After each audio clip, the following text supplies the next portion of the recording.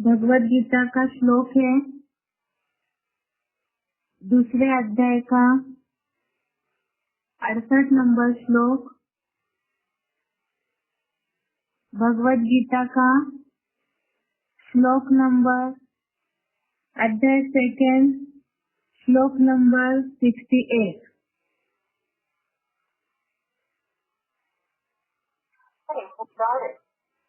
श्लोक है तस्मात् यस्य महाबाहो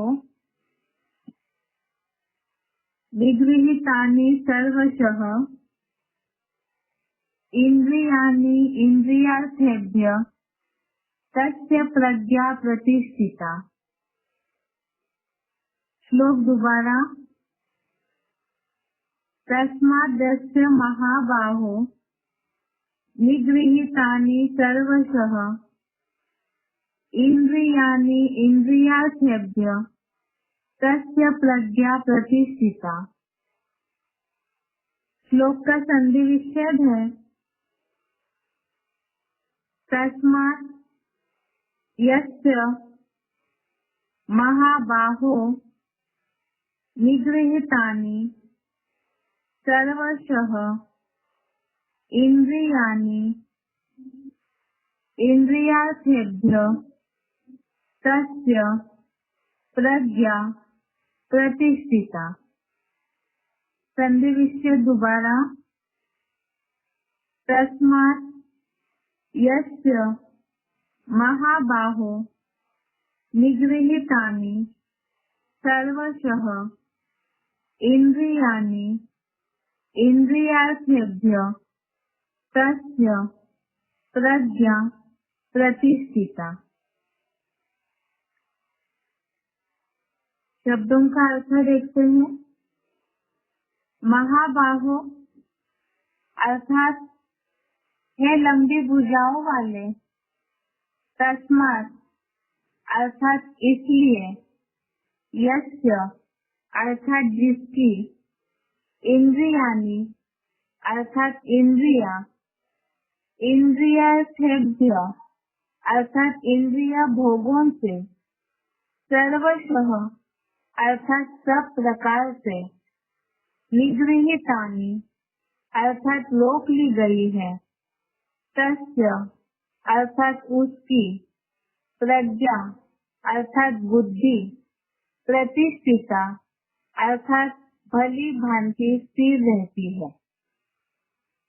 श्लोक का अर्थ दोबारा। शब्दों का अर्थ दोबारा। महाबाहो अर्थात है लंबी भुजाओं वाले। तस्मात् अर्थात इसलिए। यस्य अर्थात जिसकी। इंद्रियाणि अर्थात इंद्रिया। इंद्रियार्थेभ्यः अर्थात इंद्रिय भोगों से। सर्वशः अर्थात सब प्रकार से। निगृहीतानि अर्थात रोक ली गई है। तस्य अर्थात उसकी। प्रज्ञा अर्थात बुद्धि। प्रतिष्ठिता अर्थात भली भांति स्थिर रहती है। श्लोक का अर्थ है लंबी भुजाओं वाले। इसलिए जिसकी इंद्रिया भोगों से सब प्रकार से रोक ली गई है। उसकी बुद्धि भली भांति स्थिर रहती है। कल के श्लोक में तो हमने देखा है कि इंद्रियों का जो मन अनुसरण करता है तो वो बुद्धि को भी हर लेता है, जिसे हमने कई उदाहरणों के साथ समझा था। और इसके पहले ही बुद्धि का हरण न हो, बुद्धि नष्ट न हो, इसी के लिए ही जरूरी है मन का लगाम सही हो।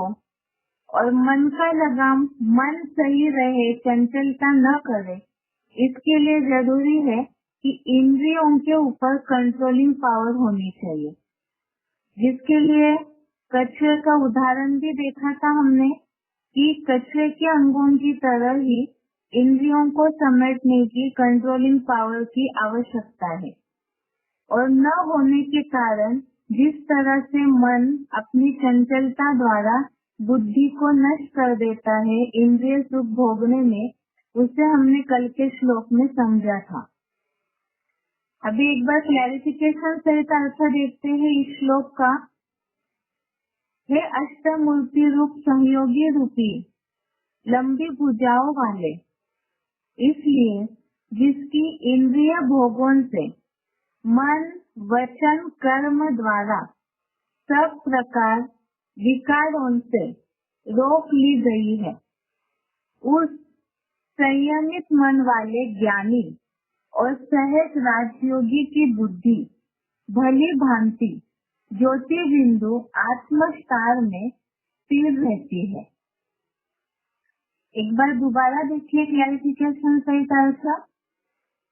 हे अष्टमूर्ति रूप सहयोगी रूपी लंबी भुजाओं वाले, इसलिए जिसकी इंद्रिय भोगों से मन वचन कर्म द्वारा सब प्रकार विकारों से रोक ली गई है, उस संयमित मन वाले ज्ञानी और सहज राजयोगी की बुद्धि भली भांति ज्योति बिंदु आत्मस्तार में स्थिर रहती है।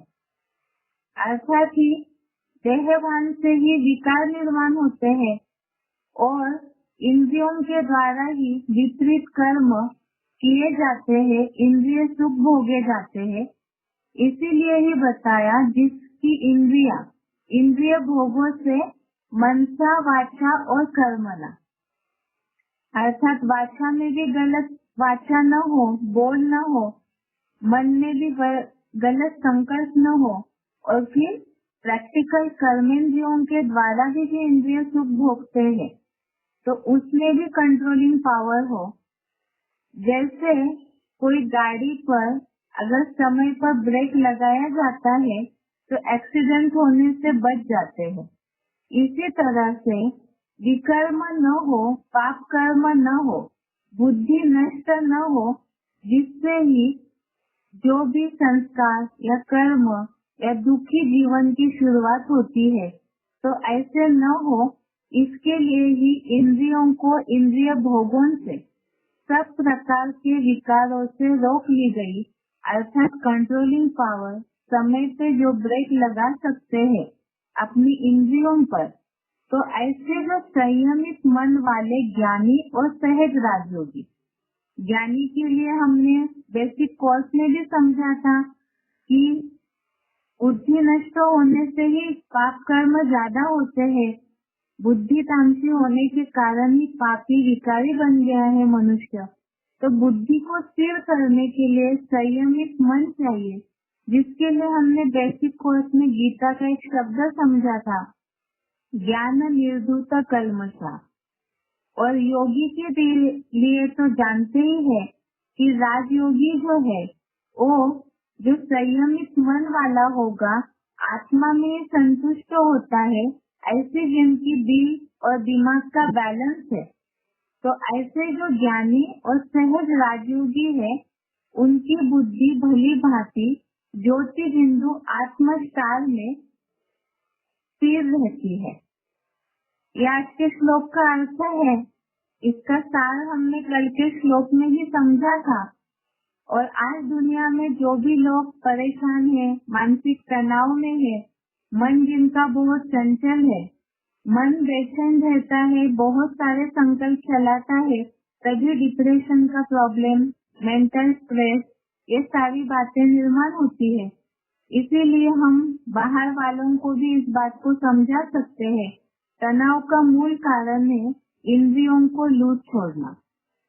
यदि समय समय पे अपनी इंद्रियों के कर्मों की, इंद्रियों से द्वारा किए जाने वाले कर्मों की चेकिंग करेंगे, तो ऑटोमेटिकली मन में जो व्यर्थ संकल्प निर्माण होते हैं, अनेक प्रकार के संकल्पों से बेचैनी या तनाव निर्माण होता है, उसमें रोक आ जाएगी और ऐसे ही उनकी ही बुद्धि भली भांति स्थिर हो सकती है।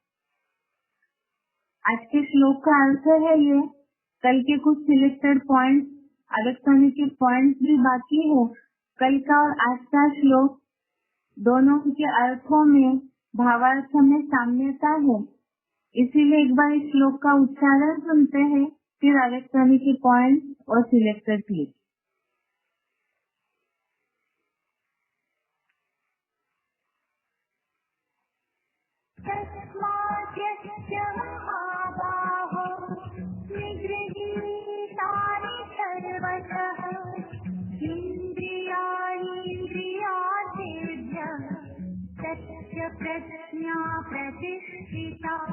हे अष्टमूर्ति रूप सहयोगियों रूपी लंबी भुजाओं वाले, इसलिए जिसकी इंद्रियां इंद्रिय भोगों से मन वचन कर्म द्वारा सब प्रकार विकारों से रोक ली गई है, उस संयमित मन वाले ज्ञानी और सहज राजयोगी की बुद्धि भली भांति ज्योति बिंदु आत्मस्थान में स्थिर रहती है।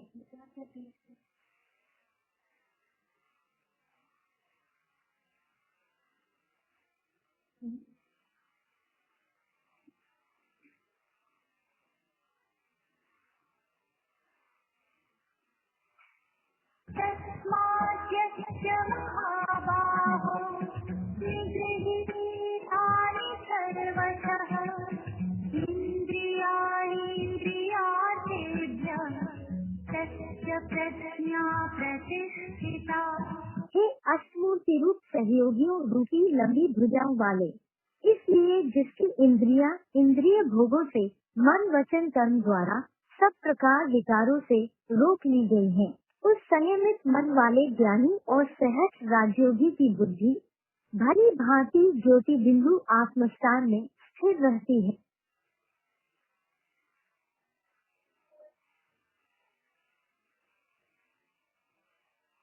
आगे का पॉइंट है, आगे की तारीख 22 फरवरी 1990, आगे डेट 22 फरवरी 90। पॉइंट है, याद करने में व पढ़ाई में मन नहीं भी लगे तो भी जबरदस्ती सुनते रहो, योग लगाते रहो, ठीक हो जाएंगे, क्योंकि माया ट्रायल करती है। यह थोड़ा सा किनारा कर ले तो आ जाओ इसके पास, इसलिए कभी किनारा नहीं करना, नियमों को कभी नहीं छोड़ना।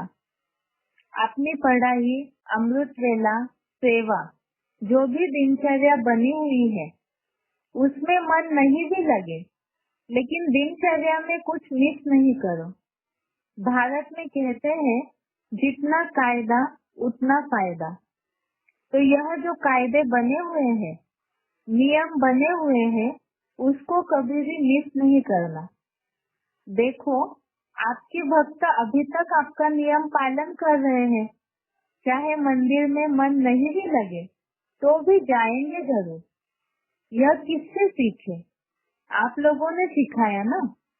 सदैव यह अनुभव करो कि जो भी मर्यादाएं व नियम बने हैं उसको बनाने वाले हम हैं। आगे तारीख 22 फरवरी 90, पेज 161, पॉइंट दोबारा देखिए। याद करने में व पढ़ाई में मन नहीं भी लगे तो भी जबरदस्ती सुनते रहो, योग लगाते रहो, ठीक हो जाएंगे, क्योंकि माया ट्रायल करती है। यह थोड़ा सा किनारा कर ले तो आ जाओ इसके पास, इसलिए कभी किनारा नहीं करना, नियमों को कभी नहीं छोड़ना। अपनी पढ़ाई, अमृत वेला, सेवा, जो भी दिनचर्या बनी हुई है उसमें मन नहीं भी लगे, लेकिन दिनचर्या में कुछ मिस नहीं करो। भारत में कहते हैं जितना कायदा उतना फायदा। तो यह जो कायदे बने हुए हैं, नियम बने हुए हैं, उसको कभी भी मिस नहीं करना। देखो, आपके भक्त अभी तक आपका नियम पालन कर रहे हैं, चाहे मंदिर में मन नहीं भी लगे तो भी जाएंगे जरूर। यह किससे सीखे? आप लोगों ने सिखाया ना। सदैव यह अनुभव करो कि जो भी मर्यादाएं व नियम बने हैं उसको बनाने वाले हम हैं। ये पॉइंट से आज का जो श्लोक है इसमें जो भावार्थ बताया है, जिसकी इंद्रिय भोगों से सब प्रकार से रोक ली गई है और संयमित मन वाले ज्ञानी और सहज राजयोगी, अर्थात बुद्धि को स्थिर करने की प्रैक्टिस करने के लिए इंद्रियों को रोकना जरूरी है।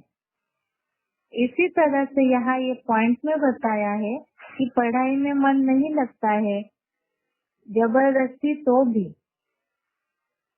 प्रैक्टिस करनी है, अर्थात ही इंद्रियों को रोकने की कोशिश करनी है, क्योंकि अगर ज्ञान योग में मन नहीं लग रहा है तो इंद्रिय अपने भोगों की ओर खींचेगी जरूर।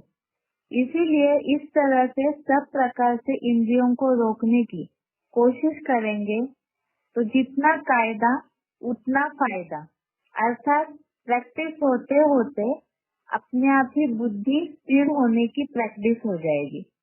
अगला पॉइंट है मुरली तारीख 12 अप्रैल 87, मुरली डेट 12 अप्रैल 87। जास्ती तमन्नाएं नहीं रखनी चाहिए। यज्ञ से जो मिले तो खाना है, हवस लोभ है, कर्मेंद्रिय वश में नहीं है तो पद भी ऊंचा नहीं पा सकते। मुरली तारीख 12 अप्रैल 87।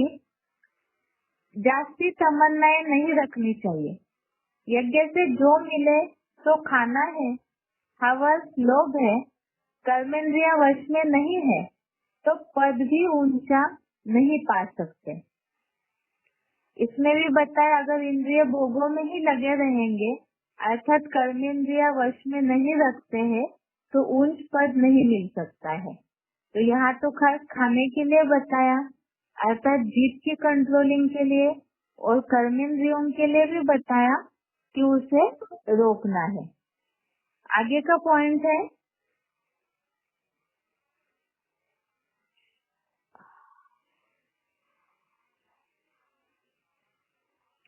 मुरली तारीख 3 जनवरी 73, मुरली डेट 3 जनवरी 73। पेट कोई जास्ती थोड़े ही खाता है, जो मिले उसमें राजी रहना चाहिए। कहाँ कहाँ मन बेईमान हो जाता है। सन्यासियों का कायदा होता है, एक खिड़की से जो मिलता है वह ले लेते हैं, फिर दूसरी खिड़की तरफ देखेंगे भी नहीं जो पक्के होंगे, बाकी तो जो कच्चे होंगे वह दूसरी खिड़की पर जावेंगे। मिठाई आदि देखी मुख लबलब करेगा। खान पान तरफ मन नहीं जाना चाहिए।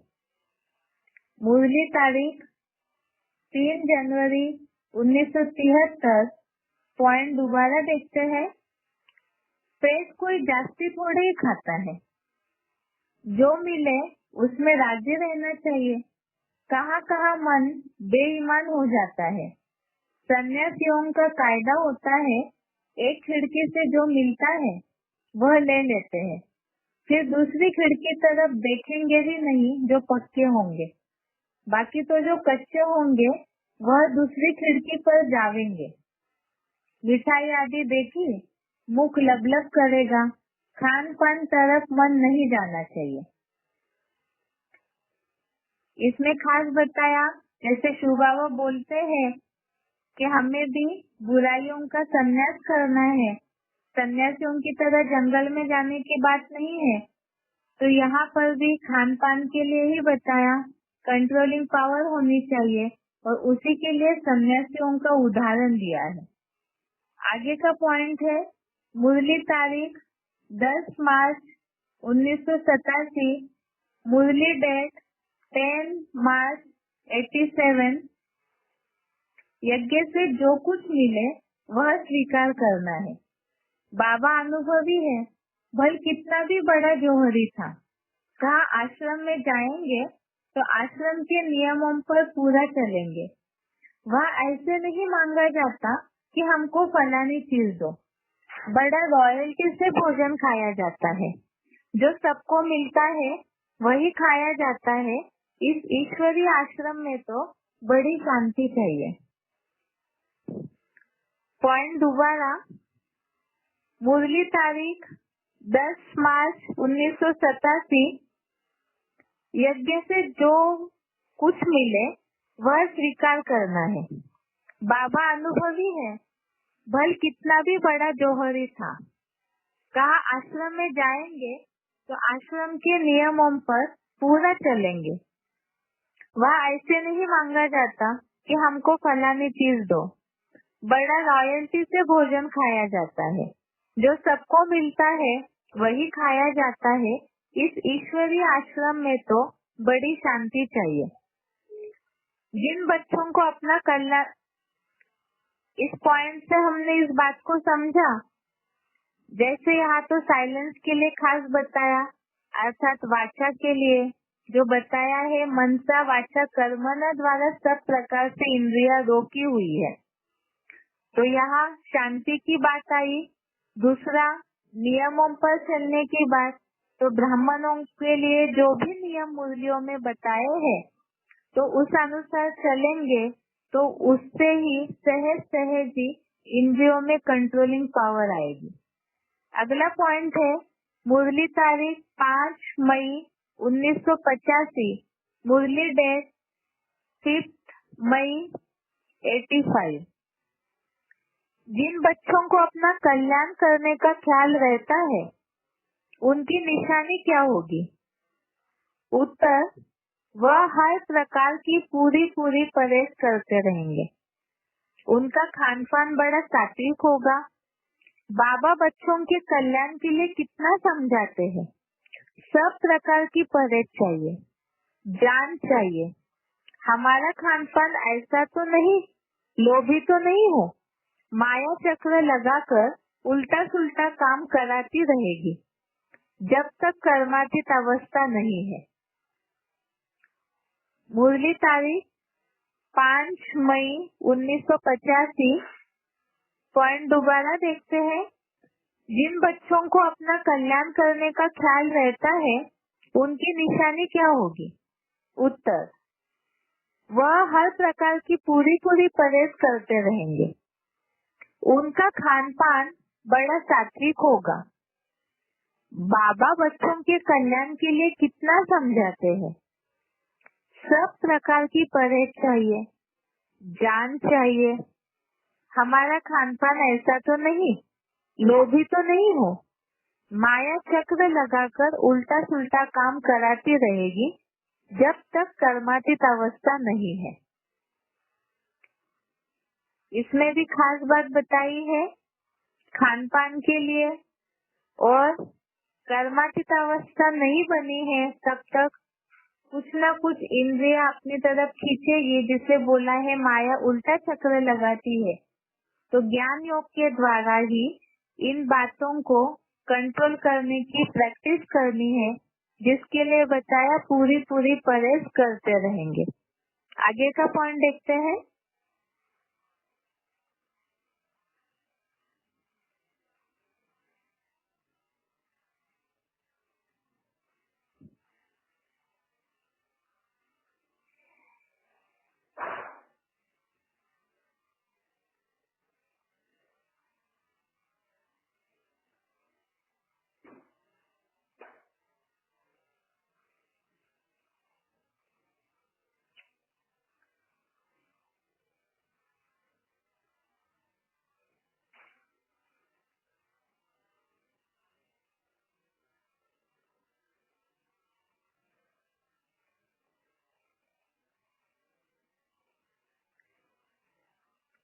मुरली तारीख 10 अप्रैल 1976, मुरली डेट 10 अप्रैल 1976।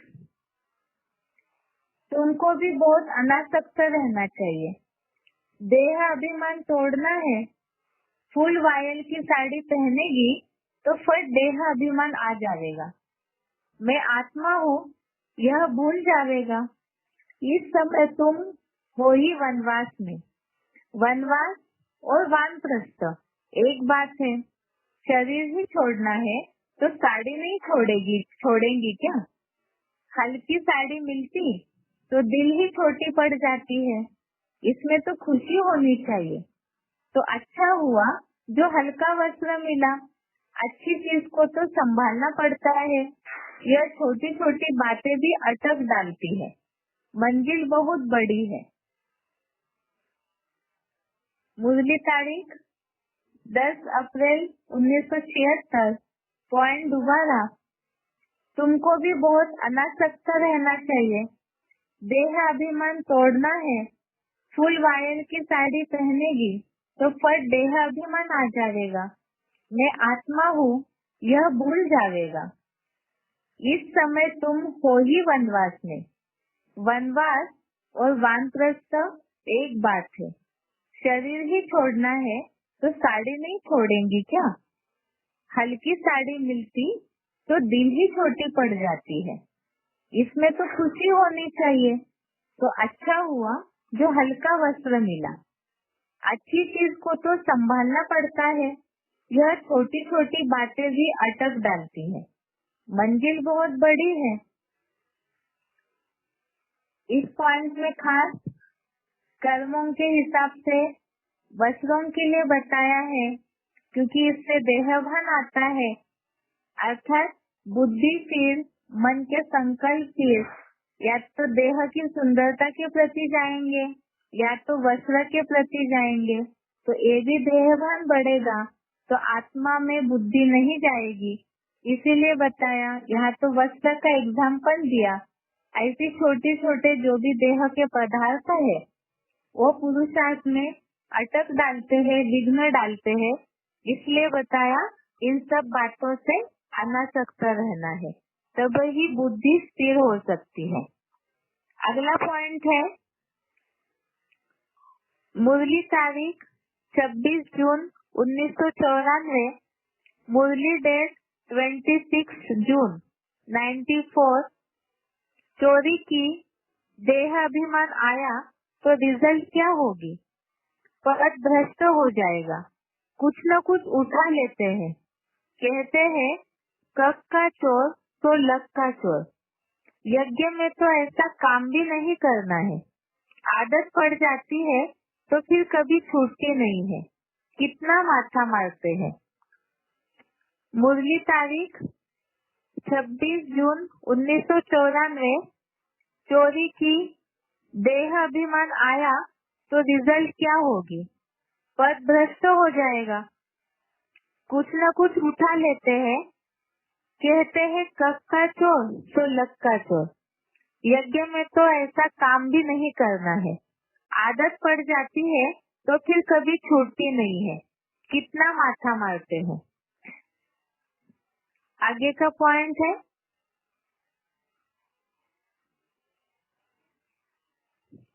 सिलेक्टेड पॉइंट का नंबर है 1294। Selected point number 1294।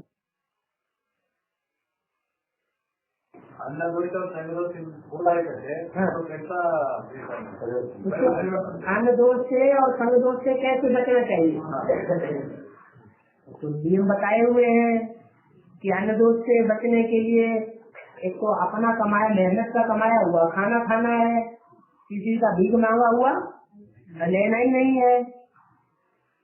दूसरे, जो भी अन्न हम पकाए वो हमारे हाथों में बना हुआ होगा तो जी बैठ बहुत पाव देगा।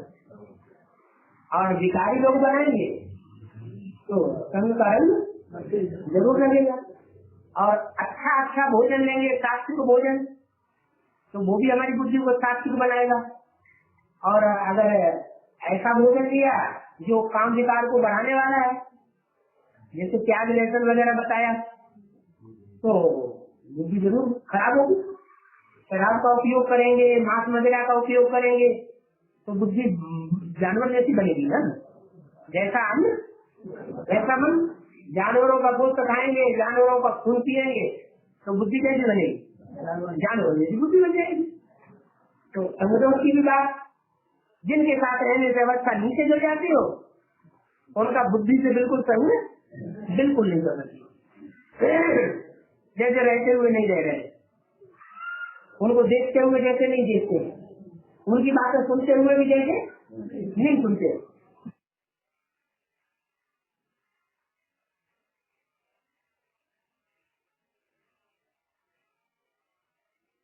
आगे का पॉइंट है सिलेक्टेड पॉइंट का नंबर 247, सिलेक्टेड पॉइंट नंबर 247। बच्चों को समझाया जाता है सदैव बुद्धि की ये समझो कि हम ब्रह्मा कुमार कुमारी भाई बहन हैं, इसके बच्चे हैं। प्रजापिता ब्रह्मा के हम बच्चे हैं, आपस में भाई बहन हैं। इसलिए भी माया बहुत गुप्त धोखा देती है। भाई बहन समझने में भी क्रिमिनल उसकी जाती है, इसलिए ये चार्ट में लिखना चाहिए कि सारा दिन में हमारी इतनी बार क्रिमिनल आई हुई, आज सारे दिन में कौन सी कर्मेंद्रिय ने हमको धोखा दिया। सबसे जाती दुश्मन है ये आंखें।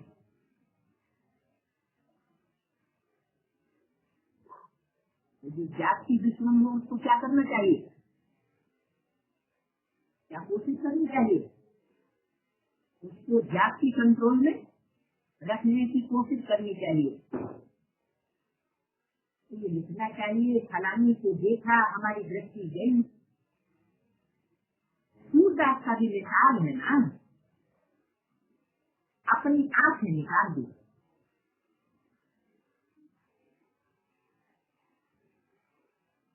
क्या मतलब, निकाल सब है कहाँ से।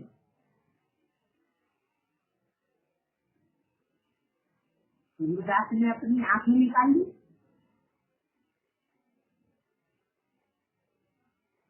तो क्या हम भी अपनी आंखें निकाल लें।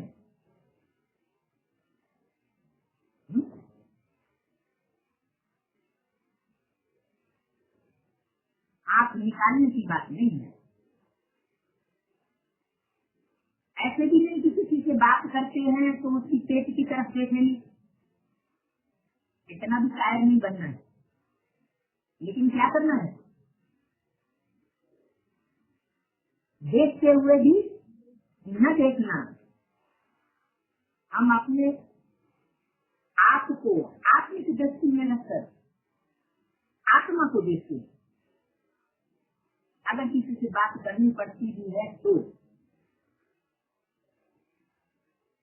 अपनी जांच करेंगे तो आंखें धोखा जाती दिखे, पता चलेगा।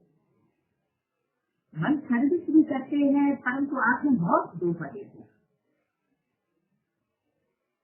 इस दुश्मन को पूरी जांच रखनी है, नहीं तो हमारे पद को भ्रष्ट कर देंगे। जो समझदार बच्चे हैं उनको अपने पास डायरी में नोट रखना चाहिए। फलाने को देखा तो हमारी दृष्टि गई, अपने को आते ही सजा दो। भक्ति मार्ग में भी पूजा के टाइम बुद्धि और तरफ भागती है तो अपने को कुछ ही काटती है। तो जब कोई स्त्री आदि सामने आती है तो किनारा कर लेना चाहिए, खड़ा होकर देखना नहीं चाहिए। आंख में बहुत ही धोखा देने वाली है, इसलिए सन्यासी लोग आंखें बंद करके बैठते हैं।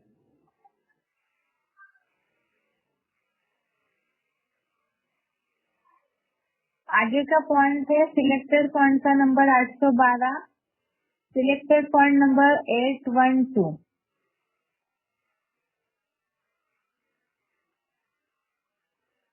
चार जो आंखें हैं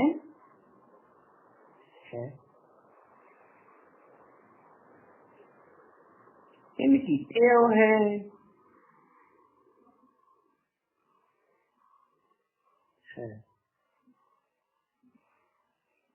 क्योंकि नाम रूप को देखती है ना। चार क्यों कहा,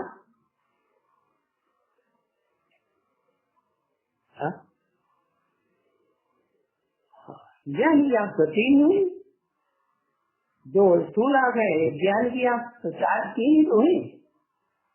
अरे नहीं, जब ये 2 आंखें दूसरे की 2 आंखों से मिलती है ना तो 4 वो गीत बनाई थी ना, नैनों से नैन हुए 4 आज मेरा दिल आ गया, तो हुई कि नहीं 4? हाँ, तो 13 पड़ी हुई है। आंखें मिलाने की आदत है, क्योंकि नाम रूप को देखती है ना। अगर ये ज्ञान आ जाए कि हम ये देह की कोई स्थूल आंखें नहीं है, हम तो आत्मा है, और हम भी आत्मा है, और हम आत्मा से ही सब कुछ करते आए।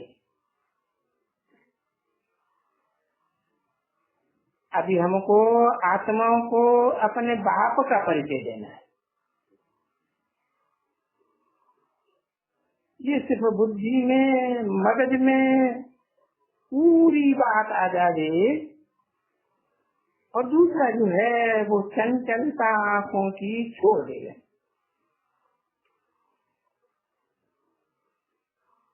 तो अच्छी जल्दी से फायदा हो सकता है। बाकी आंखें तो बहुत काम करती है। सिलेक्टेड पॉइंट का नंबर है 816, सिलेक्टेड पॉइंट नंबर 816। ज्ञान रतन जो तुम अभी लेते हो, वो रतन से सच्चे हीरे जवाहरात बन जाते हैं।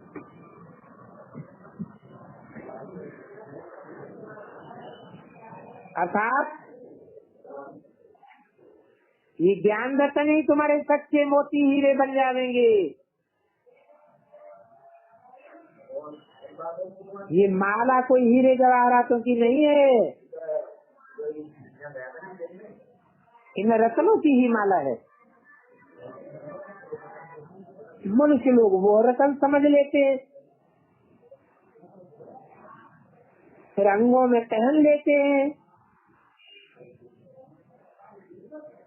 परंतु ज्ञान रत्नों की माला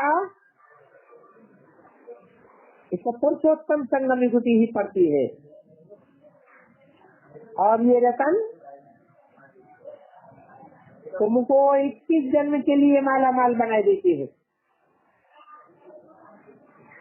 ये ऐसे रतन तुमको मिलते हैं जो तुमसे कोई लूट नहीं सकता है। 10 जनवरी 69 की वाणी का दूसरा पेज। यहाँ तुम वो हीरे जवाहरात नहीं पहनते हो,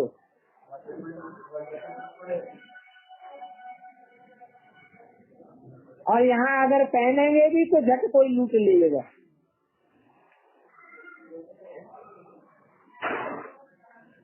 तो अपन को बहुत समझदार बनाना है।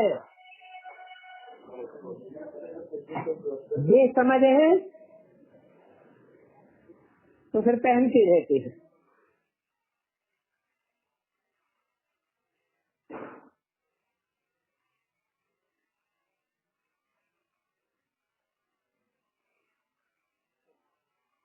अभी के पॉइंट में देखा हमने, श्रृंगार के बारे में बताया। जिससे भी देह भान बढ़ता है तो ऐसे कोई भी देह की पदार्थों में बुद्धि नहीं जानी चाहिए।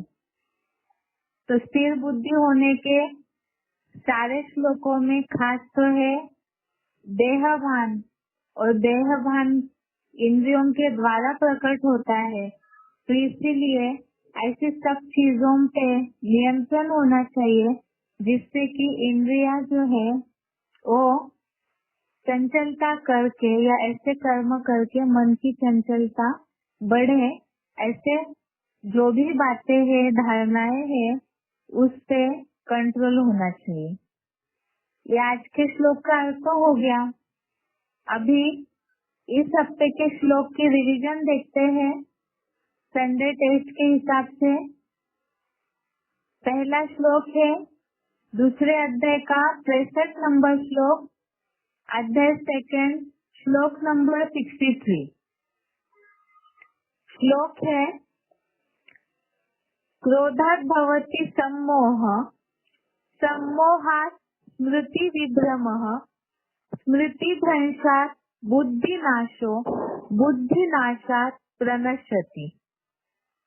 अर्थ है, क्रोध से संपूर्ण मोह या मूढ़ता आती है।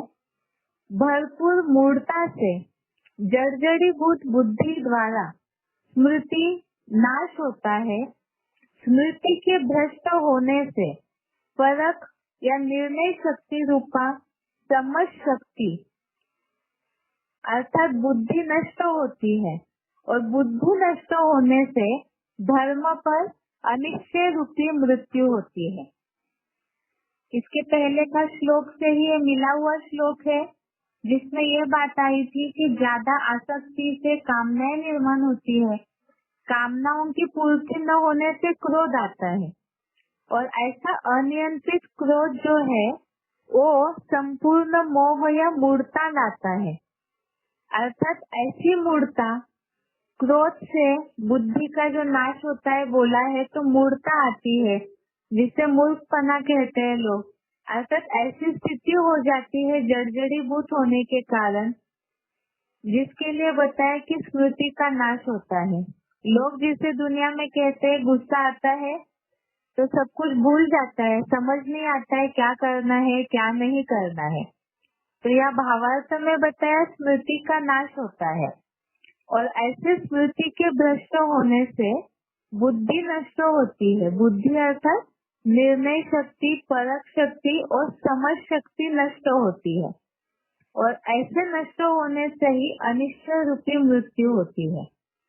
अर्थात लौकिक दुनिया में तो आत्मघात कर लेते हैं या तो हिंसाचार करते हैं। जो मुरलियों में शिव बाबा ने बोला है, क्रोधी जो है, क्रोध इतना आता है कि अपने ही घर के बर्तन तोड़ने लगता है। यहाँ ब्राह्मण दुनिया में अनिश्चय रूपी मृत्यु होती है, अर्थात बुद्धि नष्ट होती है, समझ शक्ति नष्ट होती है, ज्ञान की जगह अज्ञानता आती है, तब वही अनिश्चय रूपी मृत्यु होती है। और उसका कारण ही एक है अनिश्चय आने का, आसक्ति, कामनाएं और क्रोध। अगला पॉइंट है, अगला श्लोक है दूसरे अध्याय का 64 नंबर श्लोक, अध्याय 2 श्लोक नंबर 64। श्लोक है, राग द्वेष वियुक्तेषु विषयान इंद्रियश्चरन् आत्मवशे विधेयात्मा प्रसादम अधिगच्छति। भावार्थ है, परंतु राग द्वेष से विहीन अनुशासित मन वाला, पक्षपात रहित साक्षी दृष्टा राजयोगी, राजयोग शासित आत्मा की वशीभूत इंद्रियों से धर्मानुकूल हिंसाहीन समुचित भोग भोगते हुए अविनाशी प्रसन्नता को पाता है। सुख देने से ही सदा सुख होता है। इस श्लोक में खास बताया राग अर्थात या आसक्ति के हिसाब से, द्वेष अर्थात क्रोध का ही एक छोटा रूप है द्वेष, जिसे हमने श्लोक समझते समय समझा था कि आसक्ति भी न हो और किसी के प्रति घृणा द्वेष की भावना भी न हो, अर्थात बैलेंस होना चाहिए, जिसके लिए जरूरी है आत्म रूप में देखे सभी को। ऐसे राग द्वेष से विहीन अनुशासित मन वाला, अर्थात जिसका मन अनुशासन में चलता है, कंट्रोल में है, अनुशासन में है अर्थात नियमों पर चल रहा है, तो ऐसा जो है पक्षपात रहित साक्षी दृष्टा राजयोगी। यहाँ किसी के प्रति आसक्ति है तो भी पक्षपात है, द्वेष करते हैं तो भी पक्षपात है। और आसक्ति या द्वेष तभी आता है जब किसी के गुण अवगुणों को देखते हैं। तो इसके लिए बताया साक्षी दृष्टा, क्योंकि संगम युग में जिन्हें जो भी मिला हुआ है वो सभी का अपना हिसाब की रील घूमती है उस अनुसार मिलता है। तो इसीलिए उन सबको पार्ट को साक्षी दृष्टा होकर देखना। ऐसे जो अनुशासित मन वाला है, क्योंकि संकल्प आसक्ति के या द्वेष के मन में ही निर्माण होते हैं, तो इसलिए मन से पहले संकल्पों पे कंट्रोलिंग पावर होनी चाहिए। ऐसा राजयोग शासित आत्मा की वशीभूत इंद्रियों से धर्मानुकूल हिंसाहीन समुचित भोग भोगते हुए अविनाशी प्रसन्नता को पाता है। अर्थात जो श्रीमत अनुसार है या जो धर्म के लिए उचित है, हमारे लिए धर्मानुकूल, अर्थात भगवत गीता में बताया है स्वधर्मे निधनम श्रेय परधर्म भयावह। स्वधर्म है स्वस्थिति में टिकना, आत्मा का धर्म जो है सर्वोत्तम बताया है। और यहाँ पर सनातन धर्म की स्थापना हो रही है।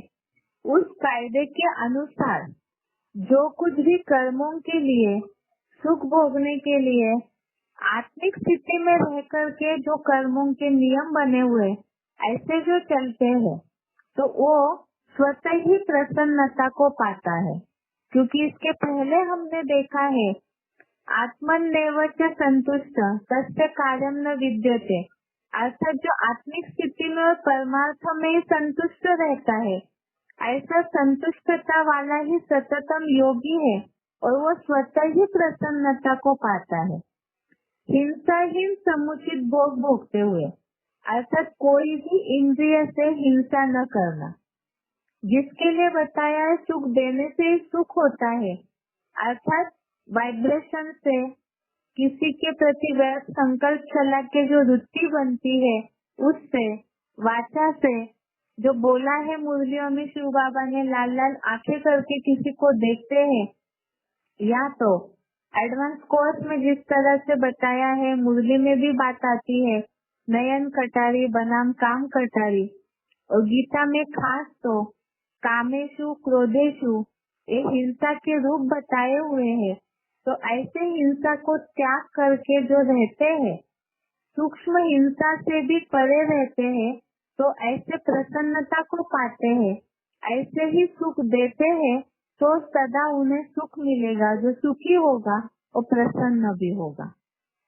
अगला श्लोक है दूसरे अध्याय का 65 नंबर श्लोक, 65 नंबर श्लोक। प्रसादे सर्व दुःखानां हानि अस्य उपजायते प्रसन्न चेतसो ह्याशु बुद्धि पर्यवतिष्ठते।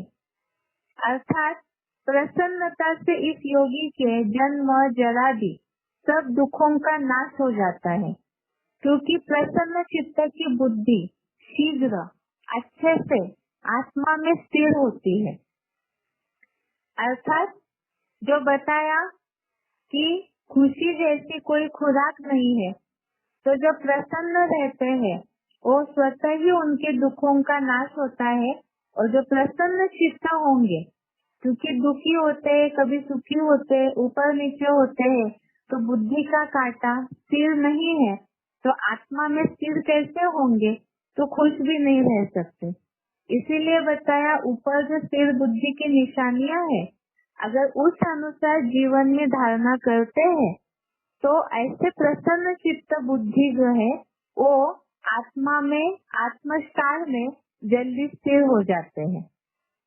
अगला श्लोक है दूसरे अध्याय का 66 नंबर श्लोक, अध्याय सेकंड, श्लोक नंबर 66। नास्ति बुद्धि अयुक्तस्य न चायुक्तस्य भावना न चाभावयतः शांति अशांतस्य कुतः सुखम। जो योगी नहीं उसको बुद्धि नहीं होती, और बुद्धिमानों की बुद्धि शिव से दूर भोगी व्यक्ति में भावना नहीं होती, और श्रद्धा भावनाहीन शांतनु जैसे को शांति नहीं होती। अशांत व्यक्ति को सुख कहाँ होगा, नहीं हो सकता ना। इसमें बताया खास तो जो योगी नहीं है, अर्थात जिसकी इंद्रिया कंट्रोल में नहीं होगी, स्थिर नहीं होगा, जो उसको बुद्धि नहीं होती है। और बुद्धिमानों की बुद्धि शिव से दूर है, क्योंकि यहाँ बात है सात्विकी बुद्धि की।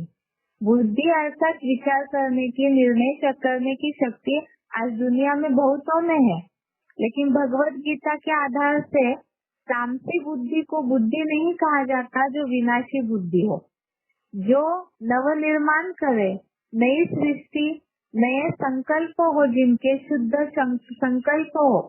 जैसे बुद्धिमानों की बुद्धि शिव जो है वो सदैव कल्याणकारी है, ऐसी सात्विकी बुद्धि जिनकी है वही वास्तव में बुद्धि या योगी है।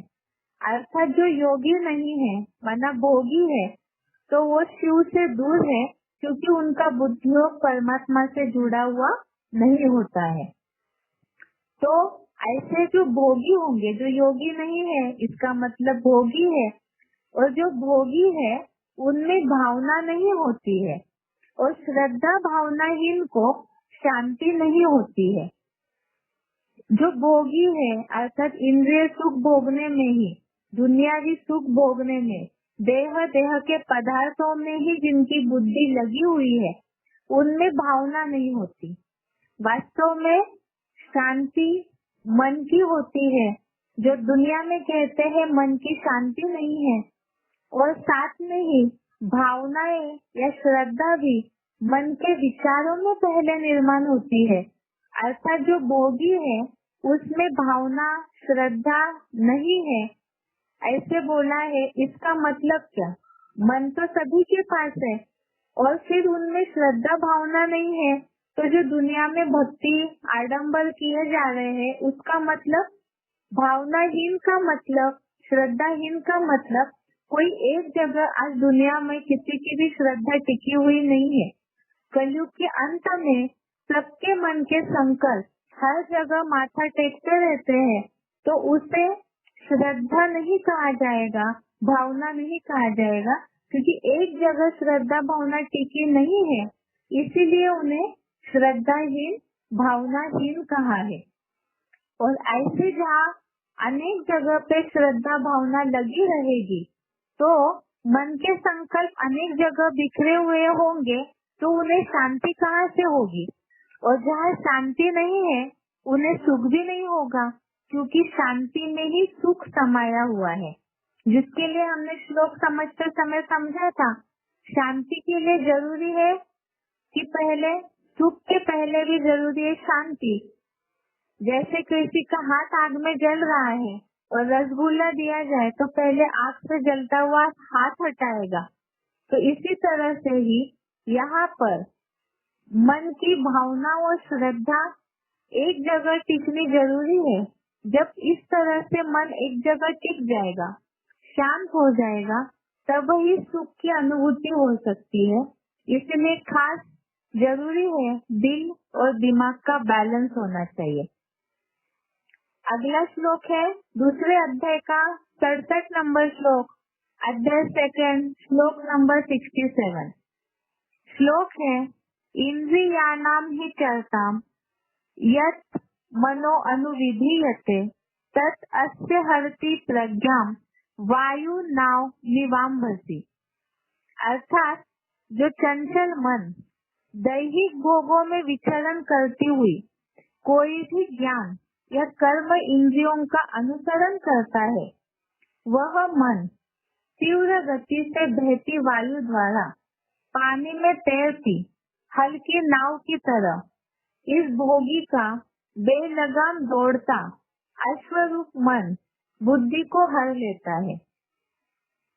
तो जहाँ मन शांत नहीं होगा, एक जगह न टिका हुआ होगा, इंद्रिय में भोगों में अनुसरण कर रहा होगा, तो जैसे बताया वायु जो है, हवा जो है, बहुत तीव्र गति से बहती है और नाव हल्की है तो उसे वो अपने साथ बहा के ले जाती है। मन भी हवा की तरह, घोड़े की तरह बहुत चंचल होता है और वो अगर इंद्रियों के अनुसार चलता रहेगा तो बुद्धि की समझ शक्ति को नष्ट कर लेता है। और इसी के कारण ही बताया कि योद्धाएं जो है वो हार जाते हैं मायावी युद्ध में। गीता में खास तो आंखें और विकारी भावनाओं के हिसाब से बताया है। और मन अगर इस तरह चंचल रहे, इंद्रियों पे कंट्रोलिंग पावर न धारण करता हो, तो बुद्धि की समझ शक्ति को नष्ट कर लेता है। इसीलिए ही पुरुषार्थी जीवन में खास जिन्हें भी ऐसा लगता है कि हम सफल नहीं हो रहे पुरुषार्थ में, बार बार मन बेचैन होता है, अशांत होता है। यहाँ बुद्धि को हर जाने के कारण ऊपर के श्लोक में हमने देखा अनिश्चय रूपी मृत्यु हो जाती है। अर्थात जहाँ भी बुद्धि की मन की स्थिरता नहीं है, तो पुरुषार्थ ही पूरा छोड़ के बैठ जाते हैं। इसीलिए ही सबसे जरूरी है इंद्रियों में कंट्रोलिंग पावर। इसे हमने सिलेक्टेड पॉइंट्स के आधार से भी समझा था। तो इसीलिए जरूरी है मन की चंचलता को स्थिर करने के लिए इंद्रियों पे पहले कंट्रोलिंग पावर होनी चाहिए। इंद्रिया कहीं भी ले जाए, जैसे घोड़े का लगाम सही न हो तो कहीं ना कहीं एक्सीडेंट जरूर करा देगा। इसीलिए ही मन पहले इंद्रिया कंट्रोल में हो, उसी आधार से मन की चंचलता स्थिर होगी और बुद्धि भी। वास्तव में ये सारी चीजें अरस परस है। इसे हमने बेसिक कोर्स के आधार से भी समझा था। आगे का श्लोक है दूसरे अध्याय का 68 नंबर श्लोक, 68 नंबर श्लोक। तस्मात् जस्य महाबाहो निगृहीतानि सर्वशः इंद्रियाणि इंद्रियार्थेभ्य तस्य प्रज्ञा प्रतिष्ठिता। हे अष्टमूर्ति रूप सहयोगी रूपी लंबी भुजाओं वाले, इसलिए जिसकी इंद्रिय भोगों से मन वचन कर्म द्वारा सब प्रकार से रोक ली गई है, उस संयमित मन वाले ज्ञानी और सहज राजयोगी की बुद्धि भली भांति ज्योति बिंदु आत्मस्टार में स्थिर रहती है। इस श्लोक के लिए हमने अभी कुछ पॉइंट्स देखे थे। इंद्रिया जो है उन्हें तो आदत है कर्म करने की, तो अनिवार्य कर्म जो है वो करने हैं। लेकिन जो आदत हुई है व्यर्थ कर्म करने की, व्यर्थ समय गंवाने की, तो उसके लिए बताया कि इंद्रिय भोगों को मन वचन कर्म के द्वारा सब प्रकार से रोकना है। उसका उपाय हमने पॉइंट के आधार से समझा कि पुरुषार्थ में मन न भी लगे, ज्ञान योग की जो भी नियम है, कायदे कानून है, उसमें मन न भी लगे तो भी करना चाहिए। जब इस तरह से करेंगे तो इंद्रिय भोगों से कंट्रोलिंग पावर, इंद्रिय सुख भोगने में कंट्रोलिंग पावर आएगी। और ऐसे अगर धीरे धीरे करके, जो हमने पहले भी श्लोकों में समझा, क्षणे क्षणे उपरमे बुद्ध्या, अर्थात धीरे धीरे करके बुद्धि को उपराम करते जाना है, इंद्रियों को समेटना है, अंतर्मुखी बनना है। और अंतर्मुखी जितना बनते जाएंगे उतना बुद्धि धीरे धीरे आत्मस्टार में स्थिर होती रहेगी। ये है इस हफ्ते के श्लोक। इसके साथ साथ हमने बेसिक कोर्स में इस हफ्ते 16वें अध्याय का दूसरा श्लोक देखा था और तीसरा श्लोक देखा था, जिसमें देवताओं के लक्षण है। तो उसे 16वें अध्याय के अध्याय 16 श्लोक नंबर 2 और 3, इसमें जो देवताओं के लक्षण बताए हैं, जो हमने 84 लाख योनियों की बात को समझते हुए समझा था कि 84 लाख योनियां नहीं होती, मनुष्य ही यहाँ असुर या जानवर जैसे कर्म करता है जब नीचे गिरता है, और ऊंचा उठने के लिए जब देवताओं जैसे कर्म करता है, तो देवताओं की निशानियां हमने इस श्लोकों में समझी थी। तो इसे टेस्ट के हिसाब से इन 2 श्लोकों को पढ़िए। आज के लिए यहाँ तक ही। सोमवार के लिए जो या निशा सर्वभूतानां श्लोक है, इसे जरूर पढ़ के रखिए, क्योंकि वो दुनिया को समझाने के हिसाब से जो आध्यात्मिकता को नहीं समझ रहे, महत्व नहीं दे रहे, तो उन्हें समझाने के हिसाब से बहुत ही महत्वपूर्ण श्लोक है। तो उस श्लोक को पढ़ करके उस पे मंथन जरूर करके रखिए। आज के लिए यहाँ तक ही। ओम शांति।